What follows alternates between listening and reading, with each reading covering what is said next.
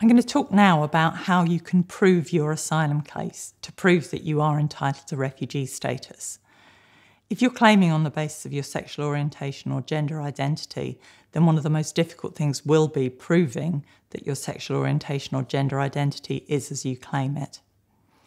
And it's important to remember from the start that it is up to you to prove your case. It's not up to the Home Office to gather evidence to prove or disprove your case for you. Proving your sexual orientation can be really difficult. It's not something that anyone has to do in normal life. Normally, if someone tells you that they're lesbian, gay or bi, you just believe them. And so the immigration officer or official who listens to your story may think that you're lying to them about your sexual orientation or gender identity. So how do you prove your sexual orientation? Well, the key thing is that there is no one way, there is no right way. There is no particular piece of evidence that will prove it for certain. All you can do is tell them your story and provide evidence that backs up your life and your experiences. I'm going to talk a bit about the evidence that you don't need. So first of all, there is no minimum or maximum amount of evidence that you have to have. If there is nothing that you've got that proves any aspect of your case other than your own story, that's okay. You can still win your case if that's the situation that you face. The other thing that I want to make clear is that you shouldn't listen to rumours about what other people may tell you you have to have as part of your case if you're going to win.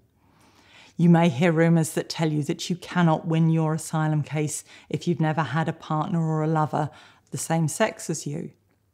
Or you may be told that you have to be on online dating apps in order to prove your sexual orientation. None of that is true. You have those things if that's part of your life, but not if it's not part of your life.